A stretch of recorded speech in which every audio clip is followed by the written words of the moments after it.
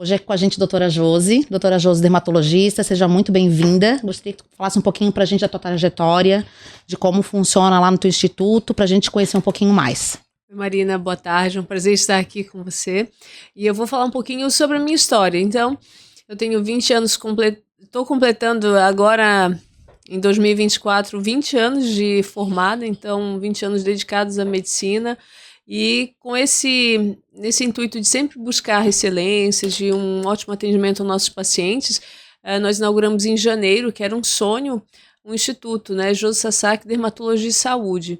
Nessa etapa está sendo um desafio novo, né? Eu até estava comentando semana passada numa outra entrevista que é uma etapa nova, parece um novo reinício, né? Aqueles 20 anos de profissão, parece que você começa aquele frio na barriga porque você tem novos desafios. Recomeço, né? É um recomeço. E essa coisa do empreendedorismo feminino, né? De tomar a frente de uma equipe grande, de ter muitas pessoas para treinar, conversar e ao mesmo tempo estar ali no operacional também trabalhando bastante.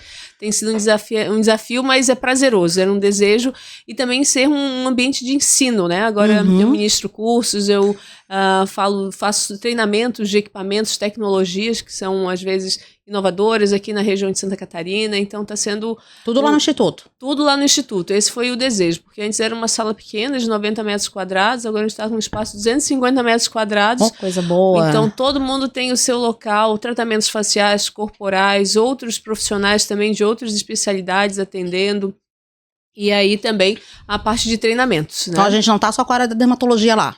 Não, temos também a parte de medicina integrativa, ginecologia integrativa, dermatologia, a parte clínica, e agora a próxima etapa vai ser a parte de transplante capilar e também de sobrancelhas. Ah, que legal. Hoje a gente vai falar um pouquinho então, doutora Josi, sobre o Dezembro Laranja, é isso? Isso mesmo. Então diz pra mim, qual é a importância do Dezembro Laranja pra gente hoje? O que a gente trata aí? O que a gente cuida no Dezembro Laranja? Sim, tivemos o Outubro Rosa, né, que é um mês dedicado à prevenção do câncer de mama e diagnóstico precoce.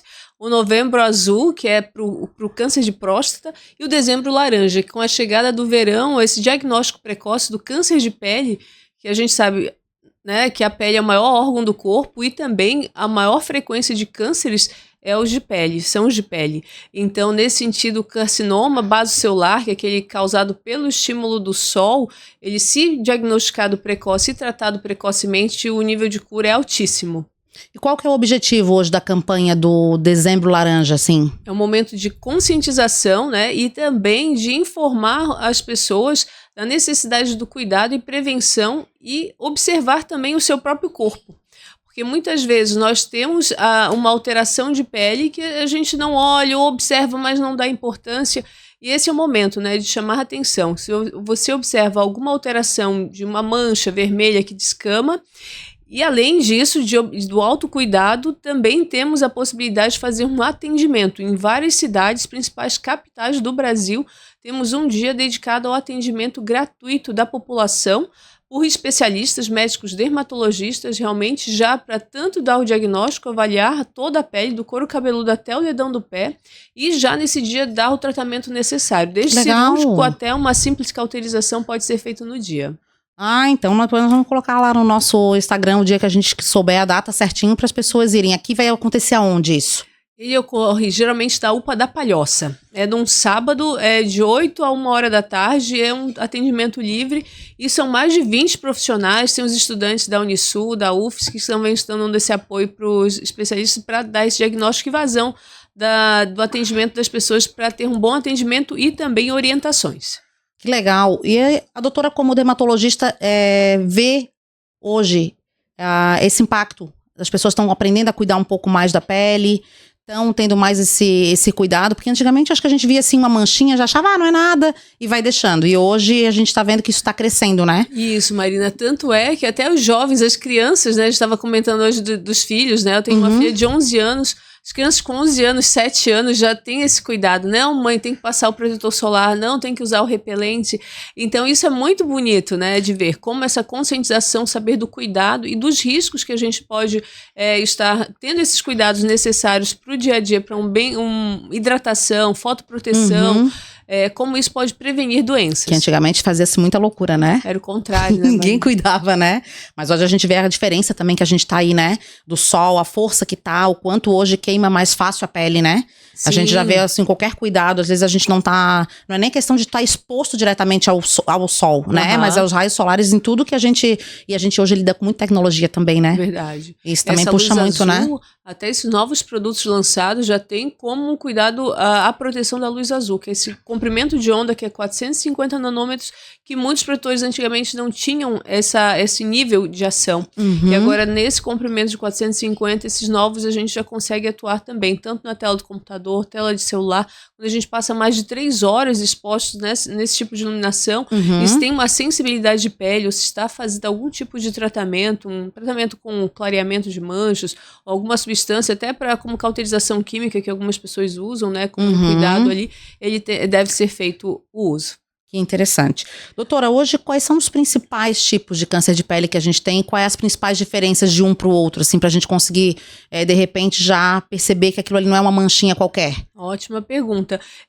Os cânceres de pele, o principal é o carcinoma basocelular, que é aquele mais simples, que a gente vê geralmente na ponta do nariz, na orelha, em áreas mais expostas.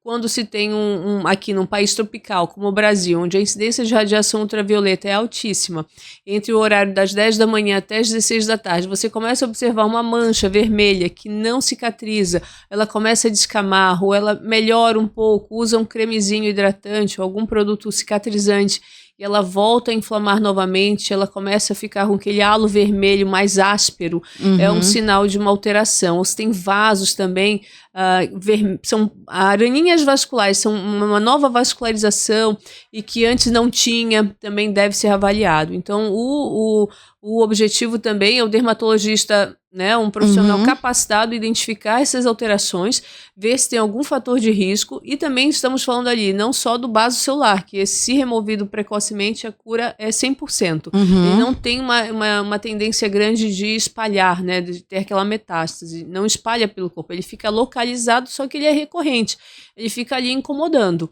E aí tem o espinocelular, que é aquele mais agressivo, ele já forma uma úlcera, uma lesão que ela aprofunda, ela já forma raízes. Ele começa na pele, mas ele vai... Começa na pele, mas ele pode aprofundar. E esse caso, ele não é tão frequente quanto o CBC, que é o basocelular, mas ele tem que ser cuidado de uma forma mais atenta, porque ele tem que fazer na retirada, né, tem que remover toda aquela área alterada, ir para biópsia e, mediante ali as bordas livres, aí está curado. Senão, tem que realmente ir para um oncologista clínico e fazer o acompanhamento, até químio, rádio. E ele vai aparecendo que nem o outro. Ele começa na mesma forma, uma lesãozinha. Começa uma lesão menor e aí ele vai ulcerando, ele vai formando uma ferida, como se fosse uma ferida ali que abre, e ele vai aprofundando. E o pior de todos, que é aquele que não é só pelo fator do sol, mas sim um componente genético, né? Que aí tem que rastrear toda a árvore genealógica, toda a família, que é o melanoma, que são aquelas pintas, são as manchas escuras. E às vezes são em áreas escondidas, difíceis, né? Às vezes até na sola do pé, na região de dorso, costas, áreas de glúteos, pernas. Então ele pode estar às vezes escondido e uma alteração ali diferente de cor, pigmentação. Ele fica mais numa região mais escondida justamente por ser uma questão mais genética, no caso. Ele pode estar tanto em áreas expostas como em áreas cobertas, mas entendi. esse aqui é o diferente, né? Porque a pessoa não observa e ali não começa... Não tá tão visível, né? Como a gente se olhar no espelho todo dia e conseguir... é um detalhe, eu digo até com dermatoscópio, às vezes a gente tá com o aparelho certo, que amplia mais de 30 vezes aquele tamanho da pinta, ainda tem alguma dúvida, é melhor retirar, mandar para biópsia e análise e fazer. E ter um laudo. Quais sinais, então, o sinal de alerta a gente já falou um pouco? É a questão desse do melanoma, a gente geralmente fala aquele ABCDE, que é os sinais que são importantes, eu posso falar também. Então, vamos lá. Fala pra gente aí, pra deixar o pessoal todo mundo já ficar ligado aí, né? Que a gente tem que cuidar. Eu acho que hoje a gente tem muito, assim, a correria, às vezes, do dia a dia, deixa a gente nessa situação. Não, é uma manchinha, uma coceirinha, um bichinho que mordeu, e na verdade não é, né? E às vezes a gente não consegue fazer uma cura tão rápida pelo fato da demora, né? Isso. De olhar aquilo ali mais de perto, né? E contando até um caso de uma paciente de 38 anos que eu vi mês passado na perna.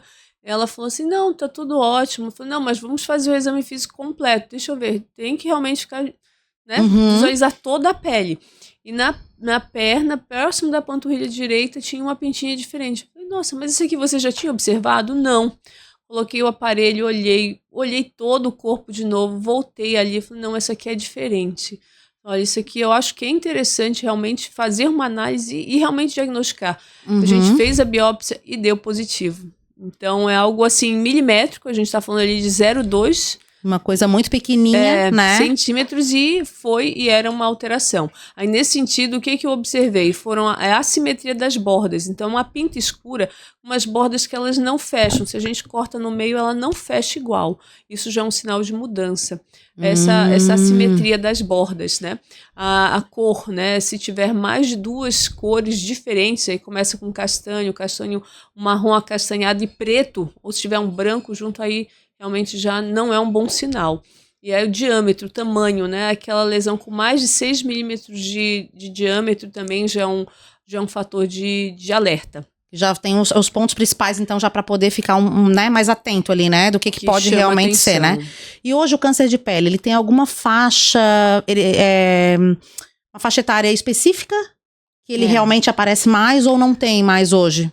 Esses da radiação ultravioleta, como o sol ele tem um perfil acumulativo, realmente a gente fala até aquelas manchinhas melanosas, aquelas manchas escuras, é a mancha da idade, é a mancha da velhice, e realmente tem um componente real, porque ela se manifesta numa fase da vida, geralmente a partir da 4ª década de vida, quando esse efeito acumulativo, como um mecanismo de defesa, o corpo ele começa a formar esse tecido novo, é como se fosse uma pele com uma forma de defesa, só que ao mesmo tempo ele pode sofrer uma alteração naquele DNA, aquela célula pode sofrer uma mutação, e dali vem aquela célula ruim, que a gente não quer ela ali, ela não quer sair. Então, nesse sentido, o efeito a partir da 4ª década tem esse efeito acumulativo no decorrer da vida, que pode realmente acumular tanto, a gente fala no meio, né, do ambiente, a gente fala da radiação ultravioleta, como também o próprio trabalho, né? Tem pessoas que trabalham com materiais químicos, produtos químicos ou produtos radioativos, por isso que até quem faz radioterapia, beta-terapia tem esse risco maior, tem que ter um cuidado maior, essa insalubridade é real. Eu pergunto, porque assim, eu tenho um avô de 103 anos. Uau! Vivo. Ele é aqui, ó, totalmente tecnológico. Ele tem Instagram, ele tem Facebook, ele tem WhatsApp, 103 anos. E o meu avô, eu vejo assim, então assim, ele andou muito tempo, ele fazia já trabalho, assim, né? Então ele veio de, acho que é Alfredo Wagner, não tenho bem certeza agora. Então naquela época eles carregavam aquelas coisas com carroça, com tudo, eu ficava muito exposto ao sol. E hoje eu vejo que volta e meia ele vai no dermatologista, ele tá fazendo tipo, queimando as manchinhas. Daí eu falo, que isso, vô? Daí ele vem com um curativozinho. E a minha avó também. A minha avó teve um, inclusive, que ela teve que tirar, assim, ela fez uma utilização de pele, eu acho que daí já foi um mais profundinho, a manchinha. Então, assim, eles são super atentos, eu acho até bonitinho, porque qualquer manchinha que eles veem, às vezes a gente acha isso, né, da idade, mas qualquer coisinha hoje eles já conseguem identificar. Geralmente eles têm o meu avô tem só o grau mais leve, né, mas eu acho que já é a questão já do que vem de todo o tempo, né, de vida, porque 103 anos, já ficou muito exposto. Hoje ele tem um cuidado extremo, assim, dificilmente vai na praia, essas coisas assim, ele já não fica mais exposto ao sol, mas eu já vejo que é uma questão já que vem de um tempo isso aí, né, e aí agora vai desencadeando. Isso, e aí é muito volta importante essa observação, porque nessa faixa etária a gente fala, mas eu já tirei pode voltar? Não é aquele tá tratado, mas o próximo pode naquela lugar, outra né? área pode formar novamente. E ele é bem carequinho, então às vezes dá umas feridinhas assim na cabeça, ele já fica todo preocupadinho, assim, daí ele já vai no dermatologista, ele já quer cuidar, mas eu digo assim, às vezes, né, tem que passar por algumas coisas pra ter o cuidado, e hoje em dia a gente tá com a informação tão aberta, né, tá tudo tão aberto pra gente, que eu acho que vale a pena a gente já começar a se precaver antes aí, né? E hoje existem muitos recursos, né, Marina? A gente fala do protetor solar, né, a partir do fator FPS 30, mas existem também até medicamentos por via oral, que a gente fala protetores solares por via oral. Não substitui o protetor solar físico, né? Mas já também dá esse apoio no sentido de resistência à pele mediante um estímulo da radiação ultravioleta ou essa tecnologias. Parte do protetor solar via oral eu não conhecia. São medicamentos que, assim como a gente usa o beta-caroteno para estimular a pigmentação, a gente usa o polipódio leucotomas, o picnogenol, o oleolar, a glutamina. Então, todos eles vão, a luteína também, eles vão, num composto, numa concentração certa, ajudar a diminuir essa receptividade da pele mediante o estímulo da radiação do sol. Que legal. Então, até quem tem melasma, manchas, né, que são manchas difíceis e que tem essa recidiva, a gente orienta bastante e não para. Aumenta a frequência, a dose no período do verão e diminui, mas mantém na época sempre do inverno. Que legal. Quais são as medidas mais eficazes hoje para a gente evitar o câncer de pele? Sim, além das medidas físicas, né, eu digo dos cuidados do dia a dia, né, usar um bom protetor solar com FPS 30, a gente fala UVA, UVB, né, que é aquele PPD, que é acima de 20, ter também uma proteção de, como você estava falando do seu avô, né, couro cabeludo, cabelo é um método de proteção, quando se perde é uma área muito sensível e delicada, e essas ceratoses actínicas, essas descamações que viram esse carcinoma basocelular, elas ficam ali constantes, e elas realmente devem ser cuidadas, então usar um boné, viseira, protetor solar, óculos de sol. A gente fala até, hoje em dia existe aquela imunoterapia, existem pessoas que já tiveram um câncer de pele, podem usar produtos ou até medicamentos para evitar o sistema de defesa, como se ele diminuísse também o seu sistema de defesa, não ficasse tão reativo. Antioxidantes, então, quanto antes começar a cuidar não só da saúde do cabelo, da pele, mas do rejuvenescimento, mas também nesse sentido, né? Isso tudo interfere. De dentro para fora, no caso, né? A alimentação também, né? A gente fala, o tabagismo é um fator que realmente agride bastante a pele, é um fator de muitas substâncias tóxicas, né? A gente fala dos antioxidantes, são aquelas substâncias que vão combater os radicais livres. Então, se você faz uso, consumo de produtos industrializados e são radicais livres, vai acumulando no corpo. Então, não é que não possa, mas realmente ter hábitos saudáveis, né? Evitar, né? Um pouco também, né? Exatamente. Hoje a gente vê bastante também na praia as crianças com aquelas blusinhas, né? De proteção, UV, né? Com certeza. Isso aí eu acho que ajuda bastante, porque já fica, mesmo que a gente sabe, tu vai lá, tu repõe o protetor solar, mas a criança fica às vezes muito tempo na água, então eu acho assim, é bem importante aquilo ali também. Eu costumo sempre, principalmente agora eu tenho um neto de 3 anos, e quando ele tá comigo, é sempre na praia de blusinha, boto a sunguinha ali, eu digo, vamos passar o protetor sempre na perninha e no rosto e blusinha, não deixa ele tirar. Com certeza, Marina, é mais um fototipo baixo, assim, claro, como você, né, que a gente fala, fototipo é aquele perfil de pele clara, muito clara, é 1, 2, então a proteção natural é muito baixa, então não adianta querer passar protetor solar porque não vence, né, e é uma área grande. Não dá, né? O uso da roupa de proteção, hoje tem a UV Line, né, que é uma linha específica de produtos só com proteção UV, mas até na Decathlon e outras lojas, né, a gente consegue produtos bons, com bom custo-benefício, e as crianças até sentem bem quando usam, então, eles gostam, porque agora tem por exemplo, ele é louco pelo Homem-Aranha, daí eu já vou lá, já compro de herói, de Homem-Aranha, ele já bota tranquilo, assim, nunca me incomodou, nunca disse, não quero colocar. Sempre, ele já sempre aceita, eu já chego, já boto, ele já sabe que é aquilo ali pra praia, isso tem que estar daquele jeito ali. Olha, Como escolher um bom protetor solar? Um bom protetor solar, vamos lá. Um bom protetor solar deve ter proteção UVA, UVB, como eu falei, né? No mínimo FPS 30. Hoje em dia a gente já no consultório entra, vamos chegar nos 50, 60. Existem aqueles protetores 99, hoje em dia é proibido falar 100%. Mas existe uma linha Umbrella, que é o protetor solar inteligente, que é muito bom. E é um 99, uma textura muito adequada, assim, fluido, não arde os olhos, não fica branco, então é um bom protetor solar. E existem os filtros físicos, que são aqueles para quem não quer o uso de parabenos, substâncias, né, que não tem nenhum risco de alérgenos de pele. Esses filtros físicos são iguais aos de bebê, e hoje em dia eles estão evoluindo muito para uma textura mais leve. Porque antes ninguém queria usar o filtro físico porque ficava muito grosso, grosso. Né, difícil de passar, e hoje em dia já estamos tendo essa evolução. Existem aqueles híbridos, né, que tem filtro físico e filtro químico. Tem aqueles que já têm fator de proteção com clareamento, para quem tem melasma, manchas difíceis. Então, hoje em dia, realmente, esses produtos... A gente tem até agora esses de bastão, né, que vem com... já tem a coloração, o pigmento, né? Tem o pó compacto, né, e o perfil de pele aqui predomina o perfil com aumento de oleosidade, então esses filtros solares com uma textura mais leve, com vários tons, né, que você já tem o tom adequado para o seu perfil de pele e que não fica pegajoso, pó compacto para reaplicar, para não ter que sujar a mão. Então, hoje em dia, realmente, esses produtos são muito bons. A gente vê como é importante, né, o filtro, né? E já substitui a maquiagem.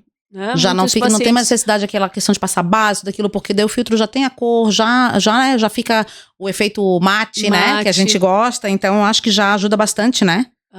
Mas sempre é isso, observar UVA, UVB, mas esses, hoje em dia, da linha, né, a gente fala de várias marcas, né, não vou especificar nenhuma, mas eles são muito bons e seguros. Ótimo. A gente tem que usar protetor solar em dias nublados, em local fechado também? Ou a preocupação é só quando a gente está exposto ao sol? Sim, Marina, a radiação ela é constante, claro, num período de exposição, períodos longos ao sol, aí aumenta o fator de proteção e também reaplicar métodos de barreira, como a gente estava conversando, né? Usar roupas, óculos de sol, viseira, mas sim, nos dias nublados você deve usar o protetor solar porque, além de... mas também outro detalhe, estou em lugar coberto, mas o sol reflete, né, em superfícies, como areia, né, na rua, então tem que usar esse protetor, sim. O protetor tem que virar... É uma rotina nossa, né, hoje em dia, não tem como... Principalmente nós mulheres que vamos usar algum corretivo, alguma base, já usa um bom protetor solar que já, além de proteger, rejuvenesce e ainda faz o efeito de maquiagem. Ótimo. Doutora, pessoas negras precisam usar protetor solar? Por quê? Também. O detalhe do negro é como é um fototipo mais alto, a gente fala o fototipo 6, que já tem uma proteção natural maior, porque sempre o detalhe é a melanina, que é o que dá a cor dos nossos olhos, a cor dos nossos cabelos e a cor da nossa pele. Quem tem mais melanina produz mais proteção, tem mais proteção natural. Por isso que a gente não vê tantos negros ali com câncer de pele, né? A não ser que se for um albino, tem um componente, né, de alguma alteração genética. Mas nesses casos do negro também deve ser utilizado, mas é isso, a proteção natural é maior. Mas mediante não um precisa estímulo, preocupar tanto com o fator solar, com o fator da proteção ser mais alto. O fator é sempre, a base é o 30. Aí existem aquelas pessoas, como eu já uma miscigenação de raças, né? A gente fala é negro, mas é um negro misturado com branco, com indígena, e é uma mistura. E, desse caso, quanto mais sensível a pele, aí tem que observar se tem algum componente de rosácea, que é um processo inflamatório também, que deixa a pele mais sensível, se tem algum tipo de alergia. Então, nesses casos, também deve-se incentivar sempre proteção. Mas o protetor solar deve ser usado por todos. Ótimo. Doutora, e o bronzeamento artificial? Ele é perigoso? Qual o risco dele hoje? O bronzeamento ele foi vetado, né? Ele é proibido por ser uma radiação concentrada em áreas que a gente sabe que são áreas mais sensíveis. Claro, quando se fala, mas eu protejo o rosto e deixo o corpo. Mas você está ativando ali células que antes elas estavam quietinhas. E aí essas alterações, como ela tem um efeito acumulativo, em algum momento da vida elas podem desencadear lesões. E tanto é que a gente observa isso, é real, né? Que quanto maior essa exposição, maior o acúmulo da radiação, maior o risco dessas alterações celulares, essas mutações que são essas mudanças das características naturais da sua pele. Porque ela dá um foco ali, fica um pouco de tempo e ele já dá um efeito, né? É altamente concentrada a radiação. Existe alguma alimentação ou algum suplemento que ajude a gente a proteger a pele? Já até falou de alguns aí, né? Mas Isso. assim... o que hoje, assim, que seja tranquilo, assim, a gente já tá cuidando desde novinho ali, eu digo, por exemplo, vamos botar aí, não criança, mas adolescente já, que a gente já pode estar tendo esse cuidado, porque a gente tá vendo que o nosso aquecimento global tá cada vez maior, né? A gente tá passando aí, eu já fico pensando, eu digo, meu Deus, o que vai ser de mim esse verão? Porque eu sou do frio. Então a gente já sabe, né? E eu, por exemplo, eu sou uma pessoa que eu saio muito. Então, né, parte comercial, rua, entra no carro, sai no carro, vai e pega o calor do carro, né? Também, às vezes, no sol, que a gente acha que não, mas fica ali também, né? Porque tu pega aquele bafo. Então, o que a gente pode hoje, de repente, assim, ó, até os adolescentes já pode começar com esse cuidado de um suplemento ou a alimentação, além da saudável, de evitar as questões muito industrializadas, né? O que eu digo, 70% do nosso corpo é água, então hidratação é fundamental. Alimentos ricos em licopenos, beta-carotenos, eu digo assim, produtos que tenham essas vitaminas, né? A gente faz muito a suplementação de vitamina C. Vitamina D suplemento, hoje em dia, para ter uma vitamina D saudável, assim, interessante em relação à radiação, a pegar sol, a gente pode pegar dos membros inferiores, naquele horário antes das 10 da manhã, para ter esse estímulo da vitamina D, porque ela é importante para a estrutura óssea também das crianças, dos idosos, de todos nós, mas realmente o cuidado maior nessas áreas mais delicadas, sensíveis, como face, orelhas, regiões que estão mais expostas e que desencadeiam mais frequentemente essas alterações.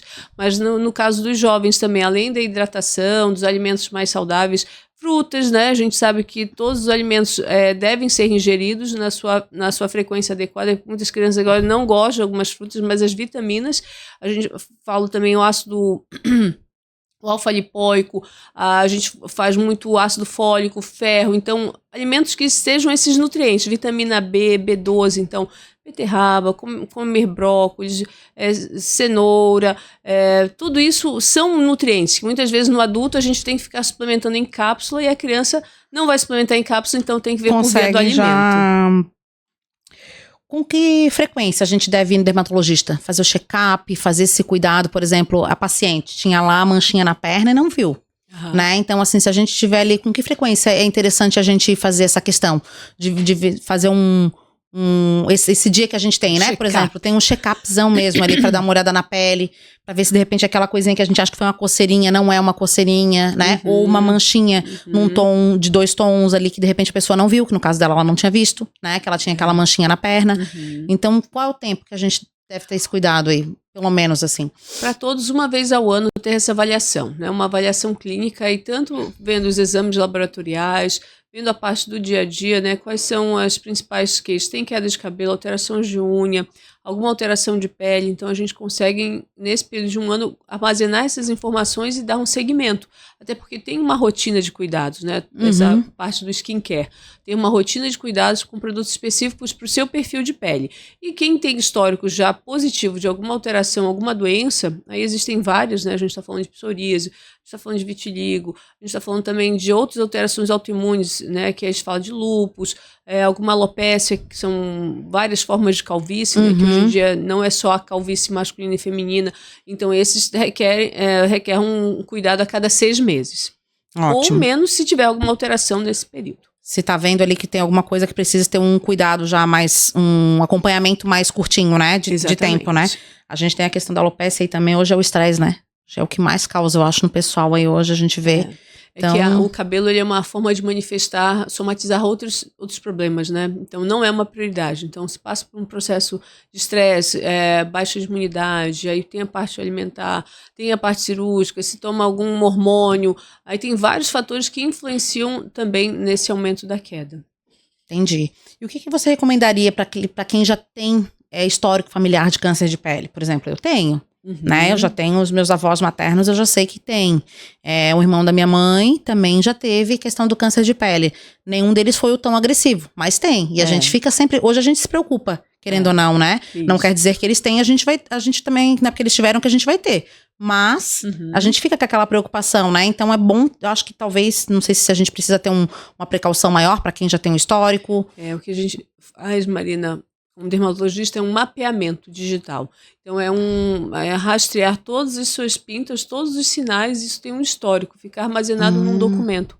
Esse é o diferencial do especialista, realmente. A gente vai analisar lesão por lesão e ter esse histórico de evolução ano a ano. Então, você vai ter todo um histórico de como estava há 1 ano, 2, 3, 4 anos. Então, mediante essas mudanças, a gente identifica. A gente vai no sistema e observa como é que estava, como está hoje a pinta, e mediante alterações já é indicada a cura. Entendi. Esses sinais que a gente tem, que eles são, tipo assim, sabe esses que são mais, tipo, ou penduradinhos, ou mais altos, que às vezes não tem nem a coloração na coloração da pele mesmo. Sim. Esse também é algum sinal que a gente precisa ter algum tipo de cuidado? Não, esses são os bonzinhos. Esses são os bonzinhos. Os pacientes chamam, eu tô cheio de verruguinha, né? Mas não são verrugas. Verrugas são por vírus, né? A gente fala verruga vulgar, são aquelas, o olho de peixe, popularmente, né? Mas esses não são verrugas, mas popularmente chamam de verruga, né? Esses são acrocórdons, são epitélios, epitélio, é uma pele que se forma em áreas de dobra, geralmente axila, região de pescoço, dobras. E aí, quando incomoda ou fica grande, fica penduradinha, aí a gente vai lá e cauteriza. Cauteriza pra tirar. Retirar. E também tem aquela ceratose seborreica, que também é muito frequente, que é aquela marronzinha grossa, que parece às vezes um sinal ruim, que ela às vezes fica escura, preta, mas ela tem umas características bem típicas dela, que são mais reentrantes, parece um cérebrozinho assim, e ali já é um sinal de benignidade. Mediante essa, a gente só... tá tudo bem, é estético. Se for retirar, é estético, só que é isso. Às vezes elas são múltiplas. O corpo tá repleto dessas. E com a idade, realmente, elas acumulam. E se começa a ficar desconfortável, dá para ir cauterizando ou fazendo crioterapia com um gelinho, aquele geladinho, né, para retirar. para retirar. E além do câncer de pele, quais são outros problemas dermatológicos que podem surgir no verão? Que a gente pode ser mais fácil de aparecer no caso, né? O que eu mais trato são as manchas, né? Melasma realmente é o número 1 no período do verão, porque as mulheres passam o inverno todo tratando, tendo aquela fase ótima. Aí vem uma semana de férias, começa a piorar bastante. Também as micoses, né? A gente fala daquela pitiríase versicolor, que é o famoso pano branco, que são manchas de vermelho ou brancas que descamam mediante o atrito ali, que é por uma característica do couro cabeludo que deve ser tratada, aquela dermatite seborreica, que é a famosa caspa, que aí desencadeia lesões na pele, que aí pode ter, né, manifestar em outras áreas. Também tem outras, né? A gente fala no sol, claro, o aumento da transpiração, não é o sol necessariamente, mas o aumento da transpiração é esse componente da oleosidade, uma queixa constante. Eu estava bem, agora a minha oleosidade piorou, os poros ficaram mais visíveis, começaram a ter cravos, acne. Então, todo aquele processo inflamatório da glândula do sebo, né, da gordura, que manifesta-se com a espinha mesmo. Pelo calor mesmo, né? Pelo calor. O que provoca, já que a gente está falando aí do melasma, o que provoca o aumento do melasma hoje? Sim. O melasma, ele é multifatorial, né? Tem um componente vascular, que às vezes é uma alteração de vasos, que a gente tem vasinhos junto da mancha. A gente tem um componente do pigmento, que aí entra essa melanina, onde entram os clareadores, que vão trabalhar essa renovação da pele, para trabalhar o que acumula de melanina no tecido, por isso que a gente fala muito do sol, e existem componentes hormonais, que aí a gente pode se utilizar, por isso que quando se fala, aquele mito, eu uso um anticoncepcional, vou ter mancha, uso hormônio, vou ter mancha, tô gestante, vou ter mancha. Tem muita mulher que na gravidez desenvolve, né? O cloasma, tem um nome, o cloasma é o melasma da gestação, por estímulo da progesterona, que é um hormônio feminino, que é muito importante, ele pigmenta não só o rosto, né, que é uma área que a gente fala do melasma, não é só no rosto, mas pigmenta também mamilo, linha alba, que é aquela linha bem do centro, áreas de dobras, virilha, axila. Tanto é que tem muitas mulheres que acabaram de ter bebê e já chegam no consultório, eu quero tratar as manchas. Eu falei, não adianta, porque enquanto esse hormônio não baixar do corpo, ele não vai ter uma boa resposta. Porque daí vai tratar e ele tem que estar... Tem que já estar naquela fase pós, até a amamentação, para ter um tratamento mais evidente, porque o estímulo hormonal é muito alto ainda na fase de amamentação. Então essa orientação é importante. É importante, que tá tudo bem, que vai ter o processo dos cuidados do dia a dia. Existem medicamentos que podem ser utilizados nessa fase da gestação, até na fase do puerpério, né, que a gente fala quando já teve o bebê, e depois, quando passar a etapa dos 6 meses iniciais, ou até meses antes, se a mulher não estiver amamentando, a gente faz um tratamento mais assertivo em relação à mancha. Doutora, e a questão da micose, do pano, essa aqui, por que ela aumenta no verão, a proliferação dela? Sim, o pano branco é um fungo de superfície da pele, a gente convive com esses fungos e bactérias. Quando ele tem um ambiente propício, aumento de oleosidade, aumento da transpiração, ambiente úmido, ele consegue, ou baixa de imunidade também do corpo, ele consegue proliferar e manifestar os sintomas. São aquelas manchinhas brancas que descamam, né, e ficam manchas.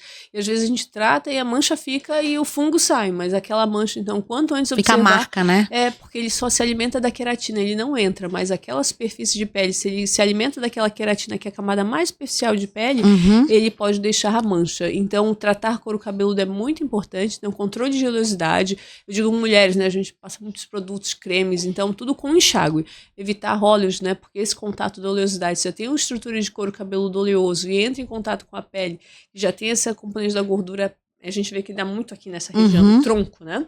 Então, já tratar o couro cabeludo com o shampoo certo, aí usar durante um período, o shampoo fica, fazer durante esse período também uso de cremes tópicos, já com antifúngico local até remissão do quadro, até melhora das lesões, e também uso por medicamento por via oral, porque às vezes fica recorrente, né? Aí melhora um pouco e volta, melhora um pouco e volta. Já começa a esquentar de novo, porque a gente aqui vive assim, né? Tá frio, isso. Daqui a pouco tá calor. Então, se não manter uma constância... tudo no sol, né? Roupas, então a gente não fala só da sarda, às vezes é aquela coceira. E o fungo também, ele não pode ficar. Então, toalha no sol, o ambiente seco, tudo seco.